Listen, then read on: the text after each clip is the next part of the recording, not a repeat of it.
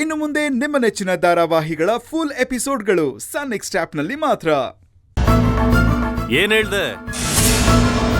ನಿನ್ ಮಾತುಗಳೆಲ್ಲ ಮಾತಾಡ್ಬೇಕಾದ್ರೆ ಅಳದು ತೂಗಿ ಯೋಚನೆ ಮಾಡಿ ಮಾತಾಡೋ ಅಂತ ಹೇಳ್ದೆ ತಾನೆ? ಹೌದು. ಈಗ ವರ್ಷನ್ ವಿಚಾರದಲ್ಲಿ ಏನ್ ಮಾಡ್ದೆ ನೀನು? ಅದೇ ತಪ್ಪು ಮಾಡಿದ್ಯಾ? ಇಲ್ಲ ಶಾಂತಿ, ನಿನ್ ನಡೆ ನುಡಿಗೆಲ್ಲ ನೋಡ್ತಾ ಇದ್ರೆ ಬೇರೆ ದಾರಿಲೇ ಹೊರಟಿದ್ಯಾ ನೀನು. ಅಲ್ಲ ರೀ, ನನಗ್ ನಿಜವಾಗ್ಲೂ ಏನೂ ಅರ್ಥ ಆಗ್ತಿಲ್ಲ.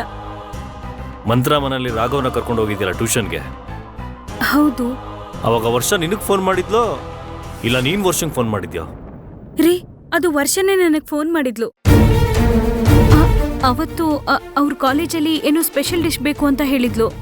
ಅದ್ರ ಬಗ್ಗೆ ಮಾತಾಡ್ತಿದ್ದೆ ಅಷ್ಟೇ, ಬೇರೆ ಏನೂ ಮಾತಾಡಿಲ್ಲ ರೀ. ಬೇರೆ ಏನೂ ಇಲ್ಲದೆ ಇದ್ರೆ ನಿನಗೆ ಒಳ್ಳೇದು. ಆಮೇಲೆ ಇನ್ನೊಂದು ಮುಖ್ಯವಾದ ವಿಚಾರ, ರಾಘವ್ ಎಜುಕೇಶನ್ ವಿಚಾರದಲ್ಲಿ ನಿರ್ಧಾರಗಳನ್ನ ನಾನು ತಗೋತೀನಿ.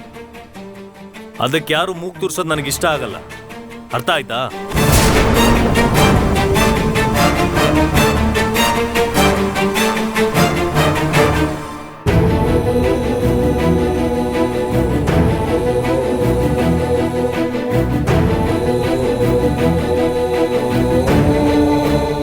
ಯಾವತ್ತೂ ಇಲ್ದೇ ಇರೋರು ಇವತ್ತು ಈ ರೀತಿ ಯಾಕೆ ರೇಗ್ತಿದ್ದಾರೆ?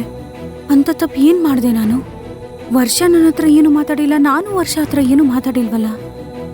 ಅಂದ್ರೆ ಇವ್ರ ಮನ್ಸಿಗೇನೋ ತುಂಬಾ ನೋವಾಗಿದೆ. ನಾನು ಯಾವಾಗ್ಲೂ ಹಾಗೆ ಏನಾದ್ರೂ ಒಂದನ್ನು ಮಾಡಿ ಅವ್ರ ಮನ್ಸಿಗೆ ನೋವು ಕೊಡ್ತಾನೆ ಇರ್ತೀನಿ.